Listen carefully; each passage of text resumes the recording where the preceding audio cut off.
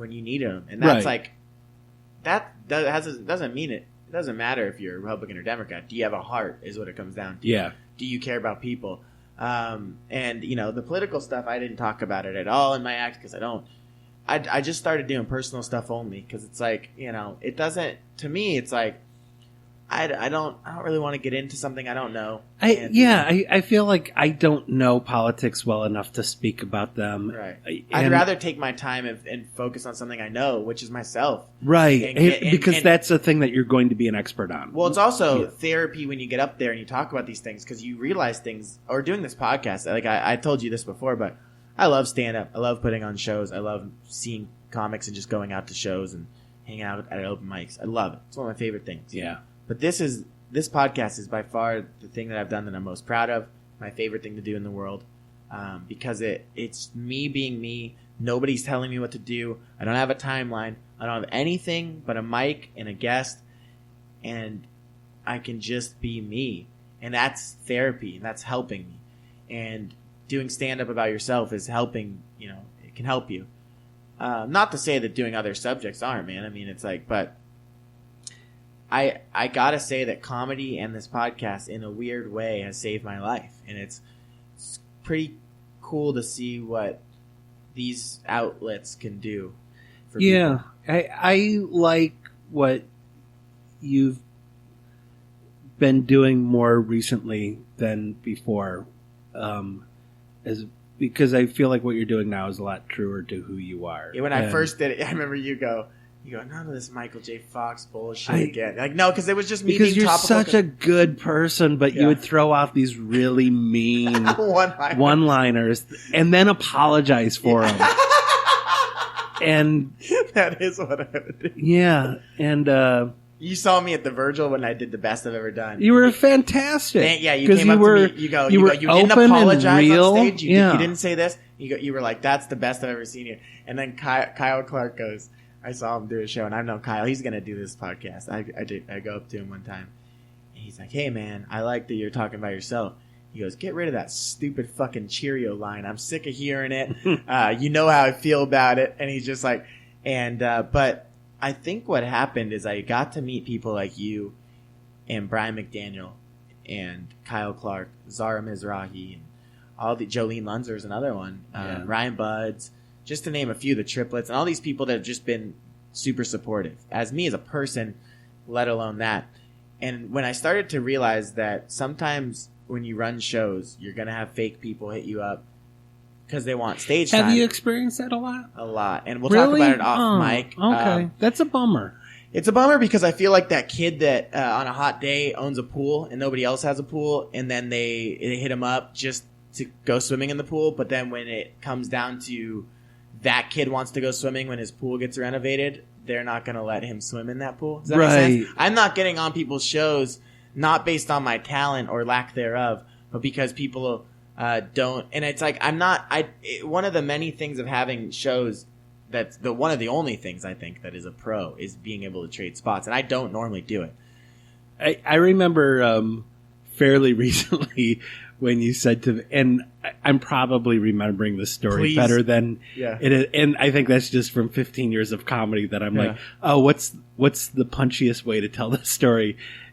When you were like, I like that you're friends with me, Mike, not because of me and not because of who my brother is. And I was like, who the fuck's your brother? Yeah. And then you were like, wait, you don't know who my brother is? And I was like, I have no idea who your brother is. Well, yeah, my brother works at Comedy Central, and that's exactly that. So that's fun. We were walking back from, I just went to watch you at the Comedy Store. We were walking back to Was that when I was driving you back to your place? That was okay. That's what I wasn't on the show. I just went to go watch it.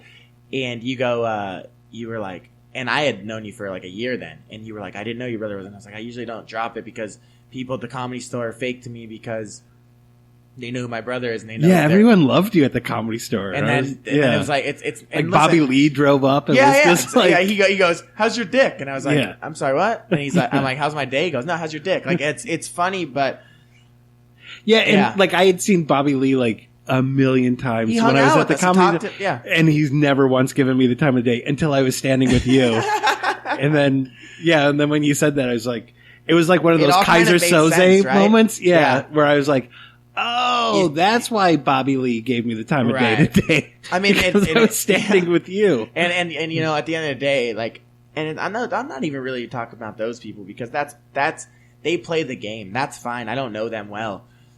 I'm talking about people that have put on shows constantly, and then when I put, like, for instance, today I put a thing about showcase shows that you're gonna do, and I'm really excited about this because I'm doing 4 of them, and then I'm done. I'm done producing for a while. I was so mad on that post that no one like gave me any love for my joke when it like totally devolved into like super X-rated stuff, and I thought I posted something kind of funny. That was on the message. Oh, yeah, okay. The cum plates. It was funny. But then your joke was funny, and then it got to the point where it's like we were all confused. I was just trying to get the details out so you guys could put it in your calendar, and then I was like, why are people talking about it? Like, I know it. And then Brian McDaniel said the funniest thing. I pulled over laughing because I was on the phone with him, and I was like, dude, Westside hit me up to come up with a name, and I can't think of a name. And I came up with No Filter Comedy or this or that, and he goes, just call it Plates. And I just started laughing That's hard. Pretty cool. It's so inside, too. So inside. That eventually, like, everyone will forget why it's called Plates. Just Plates. And I go... And even if, like, you remember, like, it won't be funny to anyone. No. It's like, not, but it sounds too much of an improv troupe that, like, I did. You know what I mean? Like, here comes Plates. You know, it's weird. But I'd laughed so hard because that's exactly... He was as confused as I was. So, but anyways, I posted today about these showcase shows that I'm doing. And what I'm trying to do is I've done enough shows in Simi Valley, in the Valley, or wherever. I want to get these amazing comics like yourself and Kyle and Brian McDaniel and Zara and Jolene, Andy Erickson, all these people to say, Ryan Buds is on one of them, and just to name a few. I want to get them an opportunity to be seen in front of industry. So I'm inviting my brother out and then people I know through him. And, you know, no guarantees yet, but regardless, they're great shows. But I will get somebody out to every show just so these people can maybe be seen, whether they get a meeting out of it or just they're in the wheelhouse of the mindset of these producers and stuff. That's the hope. And so I post this thing just to let people know these shows are coming up. I put on there. I made sure I was like, I already have my lineup set, blah, blah, blah. Mike, my phone was just, and I should have known better, but the reason I posted it was because I need people there. So whether, you know, a lot of people said, hey, I'm going to show up and support, but if you keep me in mind of the other ones, I have my 4 lineups. Nobody's saying no to this. Nobody's rescheduling. They know how important it is for them. I've booked this one person, and I'll tell you, you know this person, so we'll talk about it, but off air because it's not fair to them. But I've booked them 12 times. Great shows. They have a show weekly that they have never asked me to do. And it's like... Will you write it down? Yeah. Okay. I think, you know, this is a perfect example of the selfless stuff that you do. And I worry, too, because the holidays are coming up. Like, when you... Because I haven't gotten help when everything hits me, but I have a doctor's appointment coming up next week, which is the very first time. Is that right? That I'm going to talk about this to a doctor because I don't sleep. But that's a big step, dude. That's a big step that you made. Some people never do that.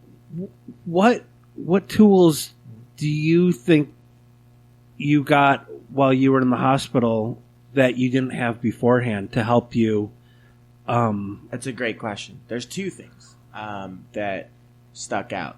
One is structure. What that place teaches you is you wake up at a certain time, you take your meds at a certain time, you eat lunch at a certain time, and if you stay on that structure every day, you're able to do it, then the meds will be working better, your body will feel better, you'll get better sleep. It's hard to do a comedy because you might not be able to have the same structure. Yeah. But if you take your meds, if you do one of those things, like if I take my meds at 9 a.m. every day, it'll just help the process. Then the other thing is we did groups. And what was helpful with the groups is simple things like writing these to-do lists and what you do every day. I do it every day now. I wake up and I go, I'm going to take a shower. take my meds, eat something, write, apply for jobs, whatever it might be.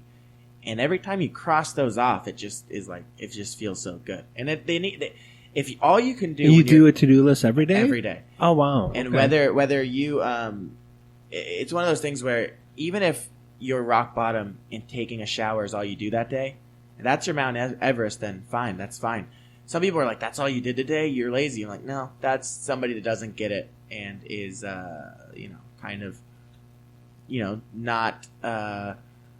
Being open to the fact that people can, you can have days where you isolate and you can't get anything done. And, even getting up to take a pee feels like it's the hardest thing. It's hard, man.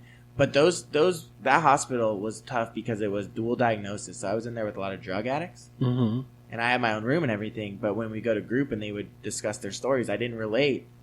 But then I started to go, well, like, I can kind of relate to that. Or, oh, okay, I get that. And then you see like a 20-year-old girl in there. And you're like, oh, man, like.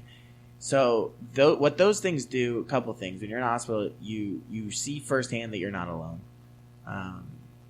You get to hear other people's stories and go, and kind of go on a journey with them for those 3 weeks. Then you get to be on a structure and see what medications work. You talk to the doctor once every 4 days via Skype to let him know how it's going. Then you go on these exercise walks, and it's like, oh man, doing walks. I do walks every day because of this place. I do that too. It's just being outside. Something about the vitamin. Is it vitamin D? Mm-hmm. Yeah. And also just being outside feels so good, And then exercise, get those endorphins going. I think the hardest thing for me that I realized when I was in there is I have such an amazing support group with friends and family. My dad came every fucking day I was in there. That's great. It's a 45-minute drive. He came every day. My mom came a lot, and then my brother, and then my cousin and my aunts. There was one girl in there that was in there. Oh, I'm so glad you didn't name any comedians, because then I'd feel like such a piece of shit for not going there. I purposely didn't ask any comedians because I felt that a lot of comedians suffer too. And the last thing I want is for them to think like, oh, I need to be in here. Like, you'll know if you need to go in there, I think everybody gets to a certain point, and I should have gone a while ago. Jolene openly talks about it, so it's fine to talk about because she has a podcast called Moody Girl. It's great. You should do it. She's the best. And she talked about, we had a similar situation. So when you get in there, it's all blurred because you have to take your shoelaces off your shoes because they're scared that you're going to hang yourself with your shoelaces. Right. Which is weird because I don't, and this isn't even a joke or a bit or anything, but I didn't know that your shoelaces could be strong enough. But I guess you could technically just choke yourself. I didn't, but like I was thinking like I couldn't hang. So I was always confused by that because they give you shorter shoelaces you can have.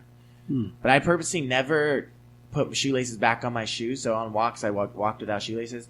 Then on those same shoes that I don't wear anymore, I leave them in my room right by my shoes I do wear without shoelaces still as a reminder that I could go back in there, and that's not a bad thing. But those shoes are ready to go if I need to, And anyways, there was a girl in there for 5 weeks, and she's from that area and never once got a visitor.